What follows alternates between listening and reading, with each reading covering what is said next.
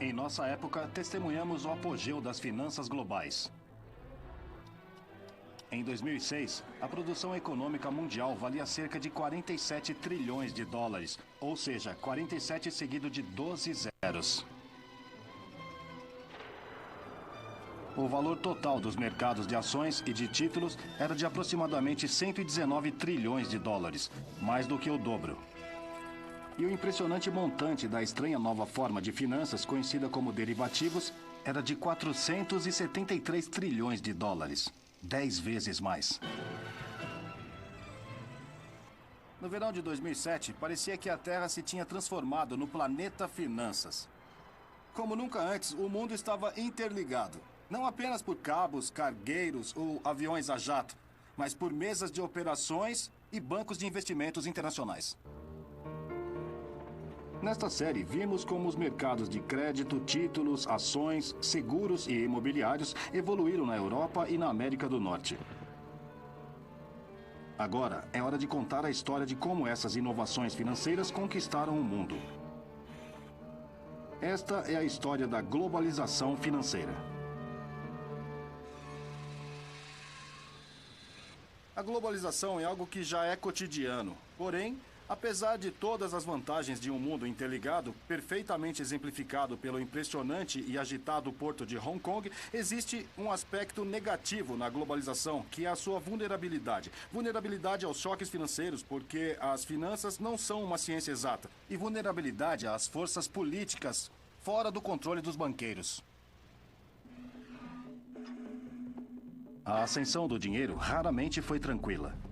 Várias vezes se viu pontuada por grandes e dolorosas crises. Há apenas 10 anos, parecia que estas crises tinham uma maior probabilidade de acontecer em mercados emergentes como a Ásia. Mas hoje é o Ocidente que se vê atravessando uma grave crise de crédito, enquanto a Ásia mal parece ter sido afetada. Na verdade, um novo fenômeno define hoje o mundo da economia. Os mutuários norte-americanos recorrem aos economizadores chineses. Uma relação simbiótica entre a China e a América, que eu chamo de chimérica. Mas será que a chimérica salvará esta era de globalização financeira? A arrepiante realidade é que há 100 anos houve uma outra era de globalização financeira, que acabou não com um lamento, mas com um estouro. E não há razão para que isso não aconteça de novo em nossa época.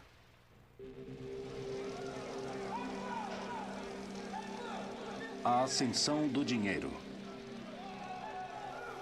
Chimérica.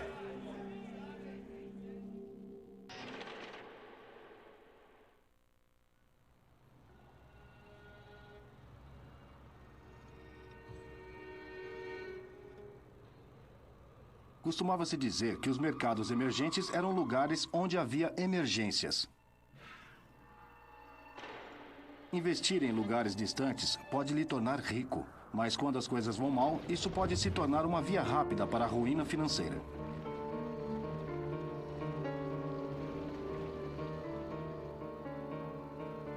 É por isso que muitos dos mercados emergentes de hoje, aparentemente imparáveis, são na verdade mercados reemergentes.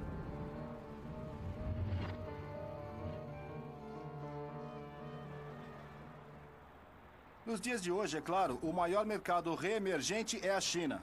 Há quem diga que não existe limite à quantidade de dinheiro que se pode fazer aqui. É certamente verdade que nos últimos 20 anos, o continente seguiu o exemplo dado por Hong Kong e explodiu. Mas esta não é a primeira vez que os investidores estrangeiros se viram para a China para fazer muito dinheiro no país mais populoso do mundo. E da última vez, esses investidores estrangeiros perderam quase tanto dinheiro quanto há pessoas aqui neste país. O maior problema com o investimento em outro país, desde aquela época, é o fato de ser difícil para um investidor em Londres ou em Nova York ver o que um governo estrangeiro ou empresa planeja quando estão a um oceano ou mais de distância. Se o mutuário estrangeiro decide não pagar suas dívidas, o que o investidor pode fazer? A resposta antes de 1914 era brutalmente simples, mas eficaz.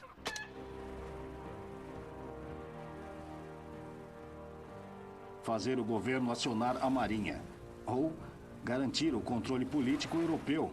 A diplomacia das canhoneiras dava segurança aos investidores britânicos, mesmo nas extremidades mais remotas da economia mundial.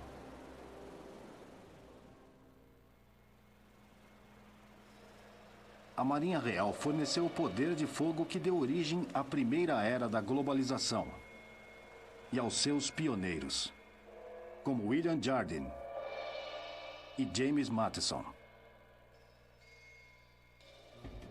Jardine e Matheson eram corsários escoceses que fundaram uma companhia comercial no porto chinês do Cantão em 1832. Falando sem rodeios, sua linha de negócio mais rentável era a venda de drogas. Transportavam ópio produzido na Índia sob controle do governo britânico para a população de viciados da China, um comércio que o imperador chinês havia proibido. Em 10 de março de 1839, um oficial imperial chamado Lin Zizhu chegou no Cantão com ordens do imperador para acabar com o negócio.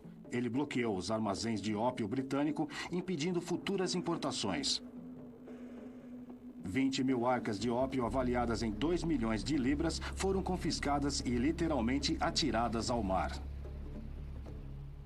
Encarando perdas catastróficas, Jardine voltou para Londres para pressionar o governo britânico a enviar navios de guerra.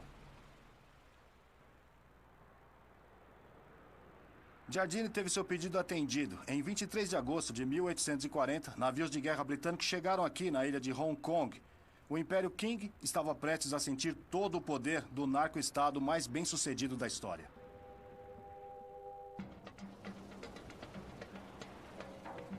Como Jardine havia previsto, a Marinha Real destruiu as defesas chinesas.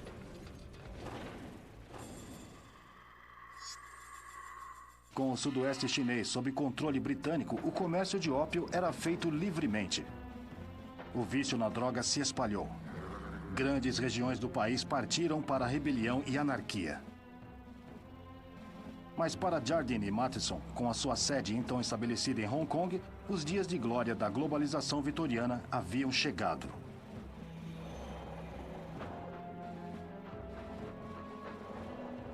Em 1900, a empresa estava em negócios mais diversificados e respeitáveis. Tinha suas próprias cervejarias, as suas próprias algodoarias. Tinham sua própria companhia de seguros e estradas de ferro, como a que construíram de Kowloon até o Cantão.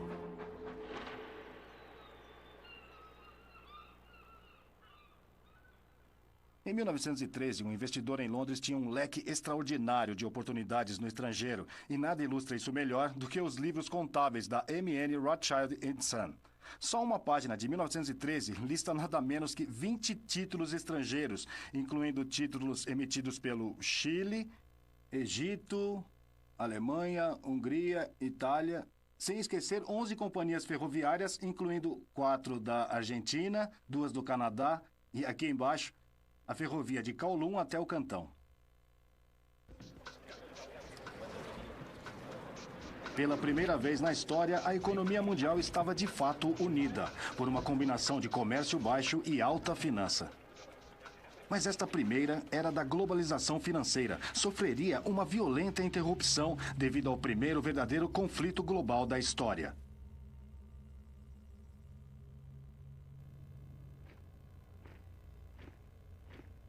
Em 28 de junho de 1914, o herdeiro do trono austríaco, o arquiduque Franz Ferdinand, foi assassinado na capital da Bósnia, Sarajevo.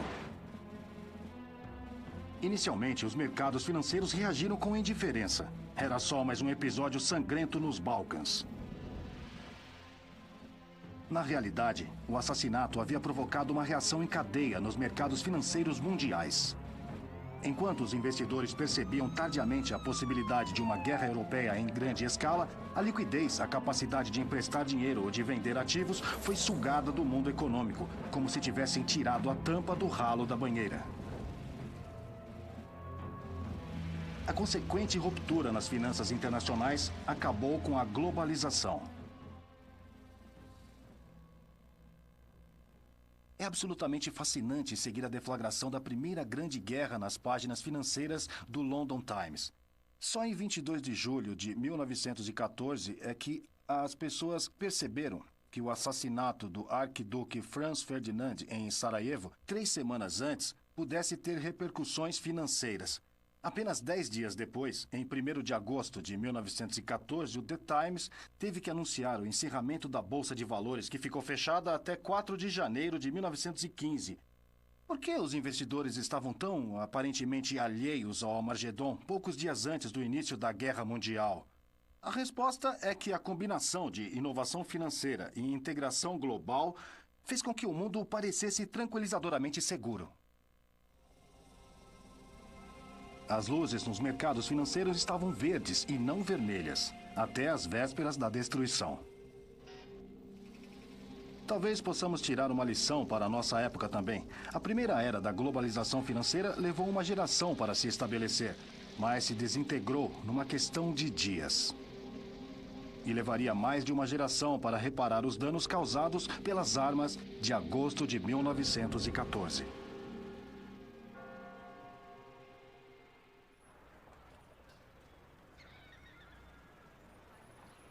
A Primeira Guerra Mundial colocou um fim na primeira era da globalização. Até final da década de 1960, as finanças internacionais hibernaram. Alguns a consideravam morta. Em 1944, os quase vitoriosos aliados se reuniram para planejar uma nova arquitetura financeira para o mundo. O comércio seria liberalizado, mas os movimentos de capital estariam sujeitos a leis muito restritas. Quando o dinheiro cruzasse as fronteiras nacionais, passaria de governo para governo.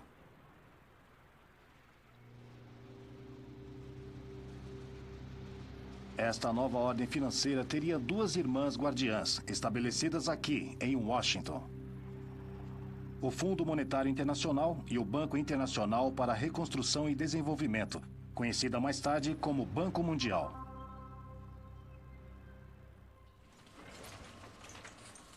Mas na época de 1970, vastas somas de dinheiro estavam sendo acumuladas pelos exportadores de petróleo do Oriente Médio. Com os banqueiros ocidentais desesperados para reinvestir o dinheiro em empréstimos, as irmãs guardiãs baixaram a guarda. A globalização financeira renascia. A região que os bancos escolheram para emprestar os petrodólares parecia prometer os melhores retornos, mas não era a primeira vez na história financeira que também apresentava os maiores riscos. Em 7 anos, a América Latina quadriplicou seus empréstimos estrangeiros para mais de 315 bilhões de dólares. Então, em 1982, o México declarou que não conseguiria mais continuar pagando sua dívida. Logo, todo o continente se encontrava à beira da falência. Mas há muito tempo, os investidores já não podiam esperar que seus governos enviassem uma canhoneira para recuperar o dinheiro quando os mutuários estrangeiros se comportavam mal. Agora, a responsabilidade desse tipo de crises recaía sobre o FMI e o Banco Mundial. Não tinham canhoneiras, mas em troca de novos empréstimos, podiam insistir que os governos da América Latina adotassem dolorosos programas de ajustes estruturais, impondo disciplina fiscal. Para os economistas americanos, estes programas faziam todo o sentido. Mas nem todos estavam de acordo. Para o crescente coro de críticas contra as finanças globais, as 2 irmãs guardiãs da ordem do pós-guerra estavam sendo transformadas em mercenários econômicos. Apontavam uma arma financeira para a cabeça dos governos do terceiro mundo, apoiando ditadores e favorecendo os interesses do imperialismo yanqui.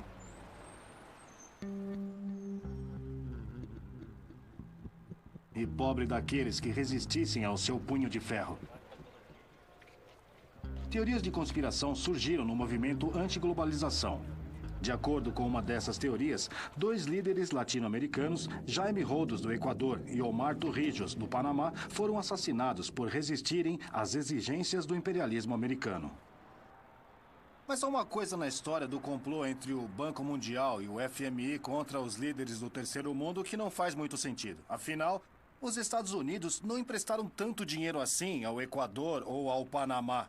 Nos anos 70, totalizaram apenas 0,4% das concessões e empréstimos dos Estados Unidos. E não eram grandes clientes dos Estados Unidos. E, veja bem, menos de 0,4% do total de exportações norte-americanas. Eles não me parecem números pelos quais vale a pena matar. Para dizer o mínimo, a ideia de assassinatos patrocinados pelo FMI é exagerada. Contudo, esta nova fase na história da globalização viu o surgimento de um novo e mais plausível tipo de mercenário econômico. Armado com uma arma financeiramente letal, o fundo de cobertura. Os homens que geriam os fundos de cobertura intimidavam muito mais. Precisamente por não terem que recorrer à violência para conseguir o que queriam. A sua distinta contribuição para a globalização a fez acelerar. Enquanto o Banco Mundial empresta dinheiro a países por um período de anos, os fundos de cobertura tendem a investir o seu dinheiro durante poucas semanas, ou mesmo dias. O grão-mestre do novo mercenário econômico foi George Soros. Judeu-húngaro de nascimento, mas educado em Londres e morando em Nova York, Soros trouxe para as finanças globais uma nova teoria de comportamento econômico, que destacava a falibilidade da natureza humana e a instabilidade dos mercados financeiros. Nossas ações terão consequências inesperadas, então o resultado não corresponderá às nossas expectativas. É assim que os negócios humanos funcionam em geral. De acordo com a teoria da reflexibilidade de Soros, os mercados financeiros não podem ser perfeitamente eficientes, muito menos racionais, pela simples razão de que os preços não são um mero reflexo da ignorância e tendências, muitas vezes totalmente irracionais, de milhões de investidores. Aos olhos de Soros, os mercados são condenados ao passar por ciclos de altos e baixos, como o temperamento humano está sujeito a surtos de euforia e desânimo.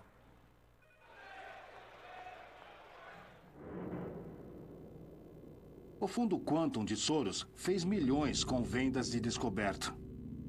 Um tipo de transação que adquire ações ou moeda e as vende na perspectiva futura de que elas perderão o valor. Suas maiores jogadas resultaram de previsões certas sobre perdedores e não vencedores. E a maior delas figura entre as apostas mais especulativas de toda a história financeira. Em 16 de setembro de 1992, com a libra esterlina em sérias dificuldades, eu assisti Soros apostando contra o Banco da Inglaterra. Fiquei convencido de que especuladores como Soros venceriam com certeza em caso de confronto direto com o governo britânico.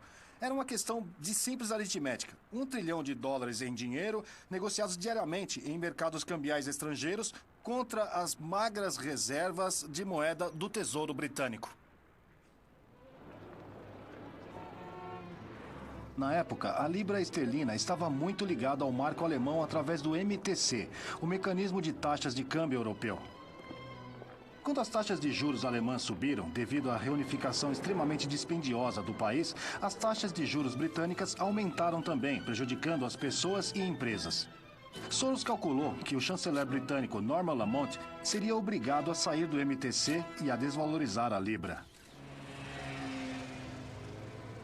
Foi a maior aposta da vida de Soros. Tinha tanta certeza de que a libra ia desvalorizar que apostou $10 bilhões, mais do que todo o capital do seu fundo. A relação risco-recompensa era desproporcional portanto, parecia ser uma boa especulação ou investimento, se quiser, a desvalorização da libra. Eu estava igualmente convencido de que a libra esterlina teria que desvalorizar, mas tudo que eu podia apostar era a minha credibilidade. Naquela noite, fui ver a ópera A Força do Destino, de Verdi. Uma escolha bem apropriada.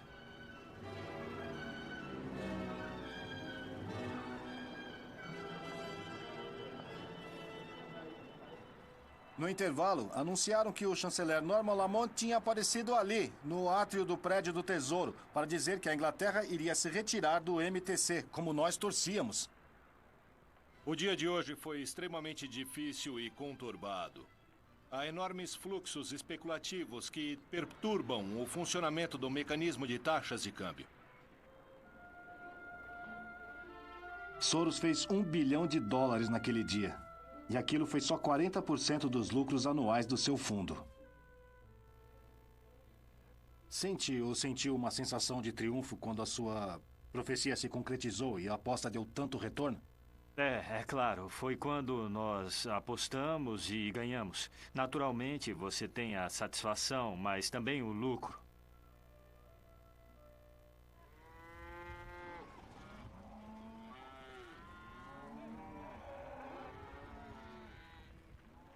Soros deveu seu sucesso a um tipo de instinto sobre como a manada eletrônica iria se movimentar.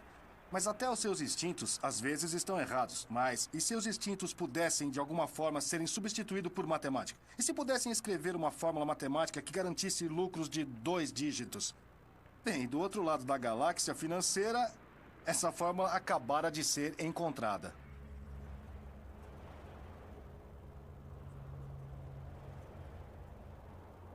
À medida que a nova era da globalização aumentava as trocas comerciais e crescimento, também aumentava a vulnerabilidade da economia mundial aos choques financeiros que poderiam se espalhar rapidamente aos 4 cantos do globo. Mas e se vivêssemos num tipo de planeta completamente diferente? Um planeta sem todos os atritos complicados provocados por seres humanos subjetivos e por vezes irracionais. Um planeta onde as pessoas absorvessem instantaneamente toda a nova informação e a utilizassem para maximizar os lucros.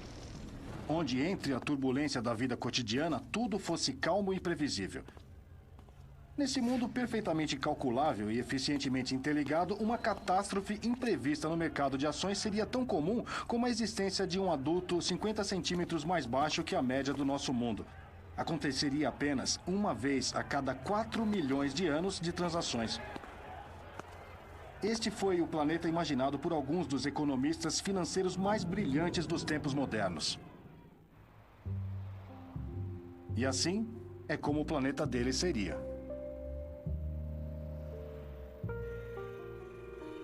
Em 1993, 2 gênios matemáticos chegaram em Greenwich, em Connecticut, com uma grande ideia.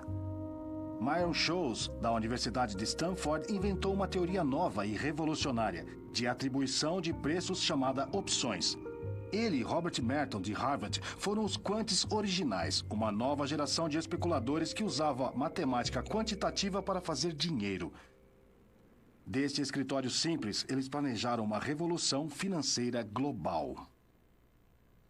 A ideia de Merton e Scholes baseava no contrato de opção simples. Vamos ver o exemplo de uma ação que vale $100 hoje. Suponhamos que eu ache que ela valerá 200 daqui a 1 ano. Não seria interessante ter a opção de comprá-la ao preço de hoje daqui a 1 ano? Se eu estiver certo, tenho um lucro de $100. Mas se eu estiver errado, tudo bem. Era só uma opção mesmo. O único custo para mim seria o preço da opção em si. A grande questão é, qual deverá ser esse preço? $5? $10? A resposta seria dada por uma fórmula mágica. Os quantos se referem a esta fórmula como caixa preta. Bom, vamos olhar dentro da caixa. O desafio que Merton e Scholes enfrentaram era como colocar preço em uma opção para comprar uma determinada ação, numa determinada data futura, levando em conta o movimento imprevisível do preço dela no período intermediário. Quem conseguisse determinar com precisão o preço da opção, em vez de simplesmente tentar adivinhar, mereceria efetivamente o título de gênio. Com um maravilhoso feitiço matemático, os quantes deduziram o preço da opção a esta fórmula. Estão um pouco confusos? Está um pouco difícil seguir a matemática? Para os quantos estava tudo bem. Para conseguirem fazer dinheiro a partir dessa coisa, precisavam de mercados cheios de pessoas que não faziam ideia de como precificar opções. Nos seus primeiros 2 anos, a empresa de Merton e Scholes, a Long Term Capital Management, fez muito dinheiro ao vender opções que nunca eram executadas porque os compradores erravam as previsões. A Long Term acertava. Também tiveram sucesso ao comprar todo tipo de títulos, os que os gênios matemáticos achavam ter preços errados. Os vendedores de carros de Connecticut nunca foram tão bem. Reconhecidamente, para gerar estes enormes lucros, a Long Term tinha que pegar empréstimos. Esta alavanca financeira adicional os permitiu apostar mais do que o seu próprio dinheiro. Em agosto de 1997, o capital do fundo era um pouco menos de 7 bilhões de dólares, mas os ativos financiados por empréstimos somavam 126 bilhões. Poderíamos pensar que meros acadêmicos como Merton e Scholes teriam ficado muito assustados com esta dívida enorme. Mas não ficaram. De acordo com sua fórmula matemática mágica, o risco era praticamente nulo, mesmo com financiamentos tão altos. Além do mais, a Long Term recorria a estratégias de transações múltiplas e supostamente não correlacionadas, cerca de 100 ao todo, com mais de 7.600 posições diferentes. Uma dessas por dia ia mal, ou possivelmente até duas. Mas certamente todas as apostas não poderiam ir mal ao mesmo tempo. A Long Term negociava em mercados por todo o mundo. Mas o maior negócio da empresa era vender opções nos mercados de ações norte-americanos e europeus. Opções que eram cobradas se houvesse grandes oscilações no preço futuro das ações. Na época, os preços altos que estas opções obtinham implicavam que os mercados se tornariam particularmente voláteis. Mas a Long Term achou que isso estava errado. De acordo com seus cálculos, a volatilidade dos mercados iria diminuir. Isso significava que a possibilidade dos investidores ativarem suas opções também seria baixa. Então a Long Term fez uma grande pilha de opções e as vendeu abaixo do preço. Parece arriscado. Eles calcularam que o risco de fracasso era 1 em 10 elevado a 24. Em outras palavras, praticamente nulo. Era como se estivessem realmente em outro planeta, longe dos mundanos altos e baixos dos mercados terrestres. Em outubro de 1997, parecendo provar que a Long Term era realmente o maior fundo de cérebros, Merton e Scholes receberam o Prêmio Nobel de Economia.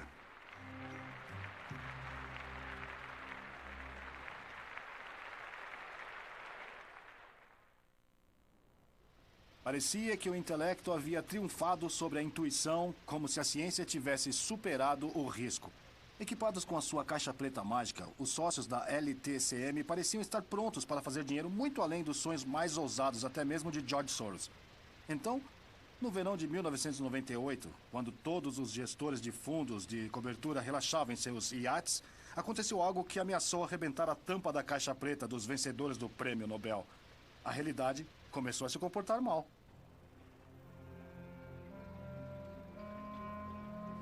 Na evolução, as grandes extinções tendem a ser causadas por choques externos, como um asteroide que atinge a Terra. Na segunda-feira, 17 de agosto de 1998, um asteroide gigante colidiu contra o planeta Finanças. E, surpresa, caiu do outro lado do mundo, no mercado emergente particularmente volátil.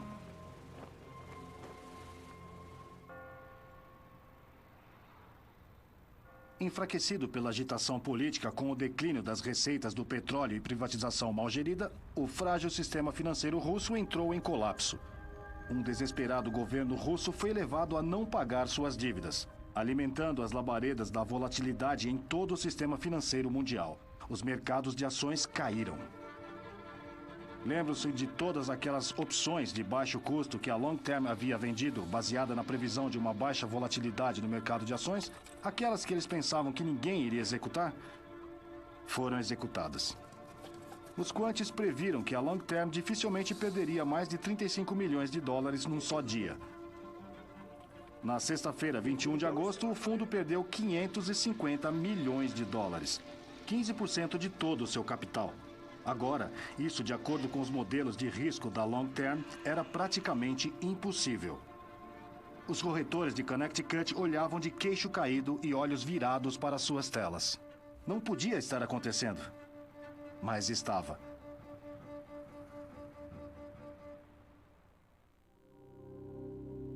No final do mês, a Long Term tinha desvalorizado 45%.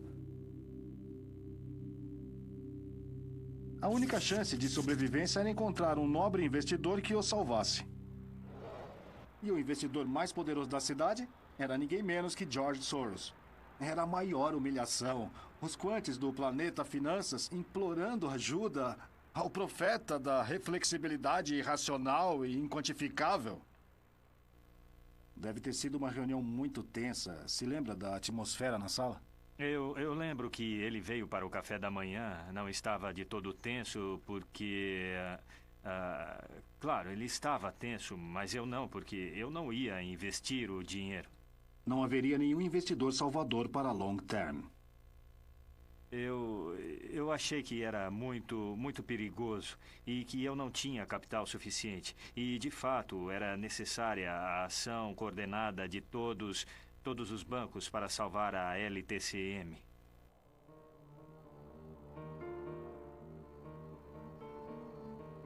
E foi precisamente isso que aconteceu. Temendo que o fracasso da Long Term pudesse desencadear um colapso financeiro generalizado, o Federal Reserve de Nova York negociou rapidamente um resgate de vários bilhões de dólares, com dinheiro de 14 bancos de Wall Street. Mas o que tinha acontecido? Por que Soros tão certo e os gênios da Long Term tão errados? Em primeiro lugar, o planeta Finanças não era assim tão lógico. Ainda era o bom e velho planeta Terra, habitado por seres humanos emocionais com uma mentalidade de manada. Houve, porém, uma outra razão para o fracasso da Long Term. Seus modelos de risco trabalhavam com dados correspondentes a apenas 5 anos. Se tivesse recuado pelo menos 11 anos, teria visto o colapso do mercado de ações em 1987. E se tivessem recuado 80 anos, teriam visto a última grande inadimplência russa após a Revolução de 1917. Sendo honesto, os vencedores do Prêmio Nobel sabiam muito de matemática, mas não o suficiente de história. Eles entendiam perfeitamente a bela teoria do planeta Finanças, mas não a realidade caótica do planeta Terra. E simplesmente por isso, a gestão de capital a longo prazo se transformou na má gestão de capital a curto prazo. A grande questão está em saber se uma crise dessas poderia surgir hoje, 10 anos depois, mas dessa vez envolveria tantos fundos de cobertura e seria em escala tão grande que simplesmente não poderia ser resgatada. A resposta para essa pergunta não está em outro planeta, mas do outro lado deste aqui.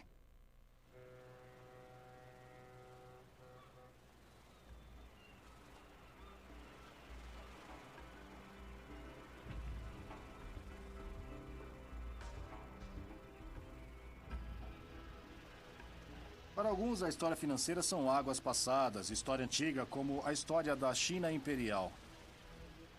Alguns jovens corretores nem sequer se lembram da crise asiática de 1997 e 1998. Na verdade, aqueles que entraram no mercado depois de 2000 tiveram 7 anos muito bons. Os mercados de ações mundiais estavam em alta, assim como os mercados de títulos, como os mercados de bens, como os mercados de derivativos. Na verdade, todos os mercados de ativos cresceram, assim como os mercados daqueles produtos que têm grande procura quando os bônus são elevados, como iates de luxo.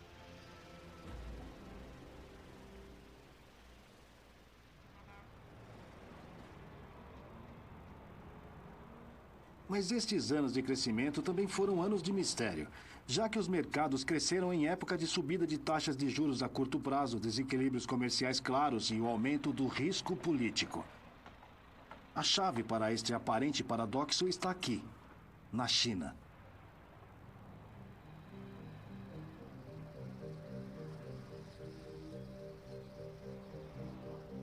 Chongqing, nas margens do imponente rio Yangtze, está situada no coração do Reino Médio, a mais de 1.600 quilômetros das zonas costeiras que a maioria dos ocidentais visitam.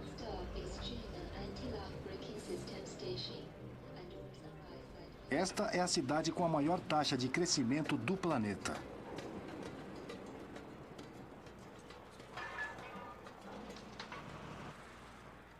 Viajei o mundo todo para filmar esta série e devo dizer que nunca vi nada assim. Bem-vindos a Chongqing, a cidade de crescimento mais rápida do mundo. É o paraíso da construção. Se olharem para lá, no meio da neblina, conseguirão ver uma das 30 pontes que estão sendo construídas. E para lá, uma das 10 linhas de trem. Em toda a minha volta havia antes plantações, até 6 meses antes, quando começaram a construir literalmente milhões de metros quadrados de novos espaços para escritórios.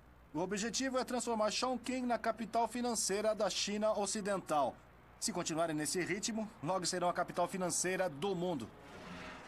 Graças a um crescimento como este, existem hoje 345 milionários na China e mais de 100 bilionários.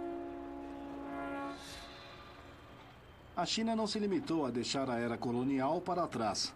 A economia de maior crescimento mundial conseguiu evitar também o tipo de crise que surge periodicamente em outros mercados emergentes. Uma das razões para a ascensão sem crise da China tem sido o fato de que a maior parte do investimento chinês não é financiado por estrangeiros, mas das próprias poupanças do país. Houve investimento estrangeiro, mas grande parte tem sido investimento direto, na forma de coisas como fábricas, que não podem ser facilmente liquidadas em casos de crise. As poupanças chinesas se tornaram tão grandes nos últimos anos que fizeram a globalização tomar uma incrível mudança de rumo. Anteriormente, eram os ingleses ricos que emprestavam dinheiro aos países pobres da Ásia, mas agora os chineses que emprestam dinheiro aos americanos ricos. Sejam bem-vindos ao estranho e novo país híbrido da China e da América. E é que eu chamo Chimérica.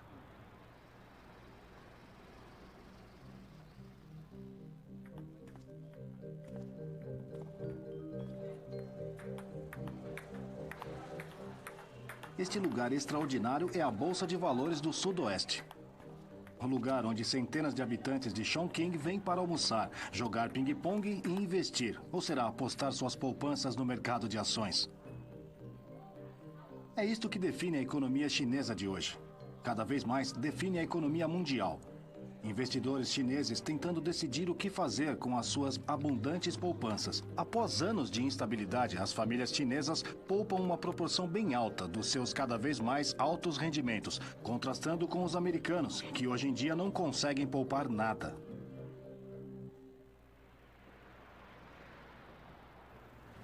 As poupanças chinesas são tão elevadas que, pela primeira vez em séculos, a direção do fluxo de capital já não é do Ocidente para o Oriente, mas do Oriente para o Ocidente. E é um fluxo grande.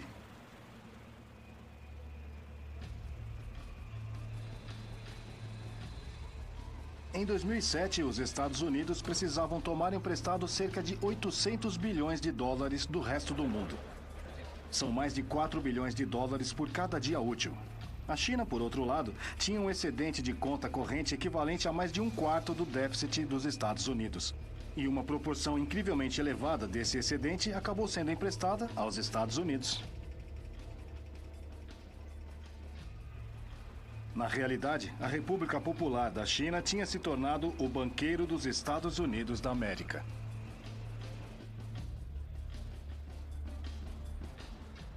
Pode parecer um pouco bizarro. O americano médio tem um rendimento de cerca de 44 mil dólares por ano, enquanto o chinês médio, apesar dos mais de 100 bilionários no país e todos esses sinais de ostentação aqui no centro de Chongqing, recebe cerca de 2 mil dólares. Então, por que o segundo emprestaria dinheiro ao primeiro, que é quase 22 vezes mais rico? Bem, eis como isso funciona.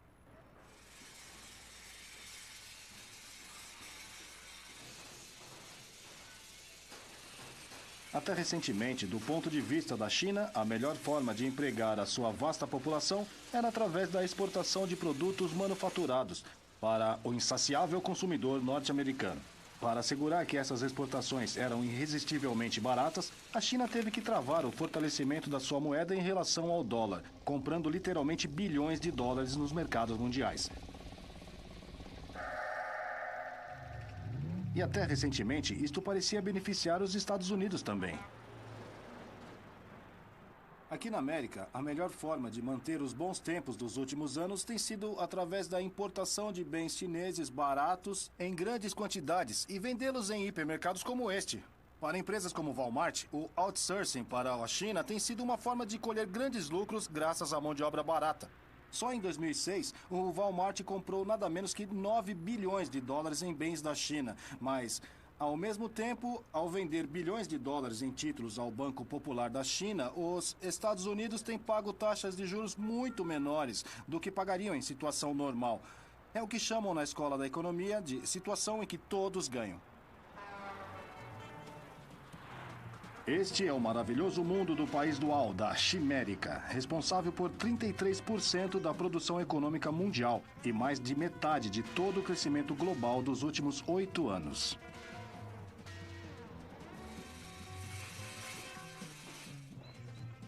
A Chimérica parecia um casamento celestial. Os chimericanos do leste poupavam e os chimericanos do oeste gastavam. Mas havia um porém. Quanto mais a China estava disposta a emprestar aos Estados Unidos, mais os americanos estavam dispostos a tomar. Chimérica, em outras palavras, foi a causa da inundação de novos empréstimos bancários, emissão de títulos e contratos de derivativos que invadiram o planeta finanças depois do ano 2000.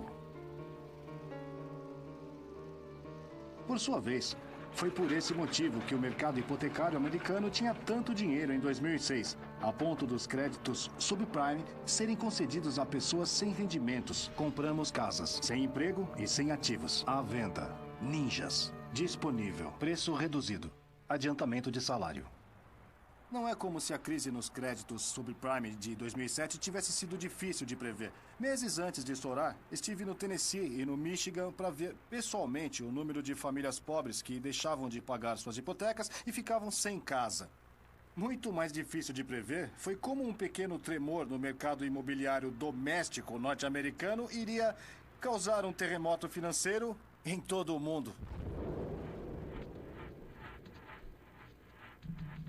Poucas pessoas previram que a inadimplência nas hipotecas subprime enviaria uma onda de choque por todo o mundo que causaria a primeira corrida bancária a um banco britânico desde 1866, tendo que ser nacionalizado, ou que um dos maiores nomes do investimento norte-americano, Lehman Brothers, iria falir.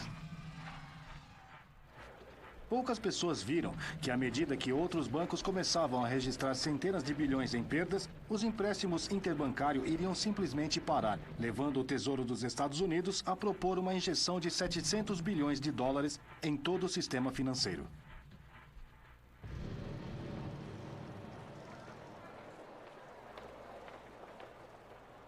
Com certeza, em junho de 2008, a chegada de uma recessão americana parecia mais ou menos inevitável, mas o fim do mundo? Ao olhar para as ruas de Hong Kong, não vejo grandes sinais de recessão aqui. Será que a metade chinesa da Chimérica se desligou totalmente da metade americana? A ideia de que a China conseguirá de alguma forma sair ilesa da crise americana é certamente sedutora. Apesar do declínio das exportações para o Ocidente em recessão e do colapso da Bolsa de Valores, a explosão da procura interna parece manter a economia chinesa crescendo pelo menos 8% ao ano. Mas lembre-se, já passamos por isso. Há 100 anos, na primeira era da globalização, muitos investidores pensavam que havia uma relação simbiótica semelhante entre o centro financeiro mundial, a Inglaterra, e a economia industrial mais dinâmica da Europa. Essa economia era da Alemanha. E a quebra dessa relação acabou em guerra. Guerra declarada à Alemanha. Como antes de 1914, existia uma linha tênue que separava a simbiose da rivalidade e do conflito. De acordo com uma estimativa, o produto interno bruto da China poderá ultrapassar os dos Estados Unidos em 2027. Nessa altura, argumentam alguns críticos do comércio livre, poderá não ter restado nada da indústria norte-americana. E quanto pior for a situação nos Estados Unidos, mais essas reclamações vão ganhando força. No dia de hoje, em que a Bolsa de Valores de Hong Kong caiu fortemente, é tentador perguntar se haverá algo que possa desencadear uma queda comparável na globalização, como a que ocorreu em 1914. A resposta óbvia é uma espécie de conflito entre os Estados Unidos e a China, seja ela devida ao comércio, a Taiwan, ao Tibete ou a qualquer outra discórdia difícil de prever. O que começa como uma competição por medalhas olímpicas pode acabar numa batalha por dólares se um dia os chineses decidirem cancelar sua linha de crédito ao Império Americano. Talvez, como o seu nome sugere, a Chimérica não passe de uma quimera, o monstro mitológico das lendas antigas, que era metade leão, parte bode e parte dragão.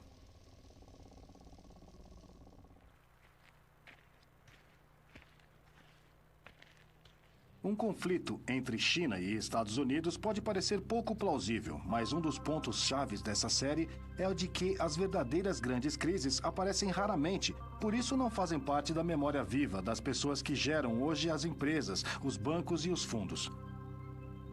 Só porque todos os cisnes que vimos até hoje são brancos, não quer dizer que não haja cisnes pretos.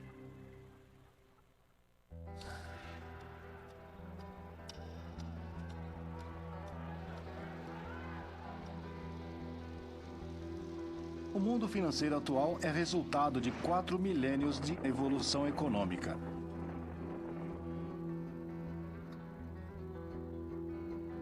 Mas apesar da inédita complexidade e diversidade do sistema financeiro moderno, o planeta Finanças continua tão vulnerável como sempre ao velho problema de altos e baixos, da exuberância irracional e da depressão maníaca.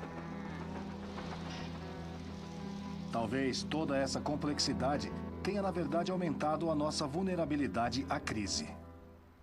Por 4.000 anos, desde a antiga Mesopotâmia à China moderna, a ascensão do dinheiro tem sido um dos fatores-chave no progresso humano. Uma história extraordinária de inovação, intermediação e integração. Mais do que qualquer outra coisa, tem levado as pessoas a escaparem da trabalhosa agricultura de subsistência. Mas o planeta Finanças nunca poderá escapar da força gravitacional do planeta Terra. Porque os quantes nunca puderam prever com precisão o fator humano. A nossa tendência de subestimar a probabilidade de existirem cisnes pretos, a nossa propensão para passar da euforia à melancolia, a nossa incapacidade crônica de aprender com a história. É por isso que o curso da história financeira, como a maior das emoções humanas, o amor, nunca corre suave e nunca correrá. Nem mesmo aqui, no mágico e muito provavelmente mítico país da Chimérica.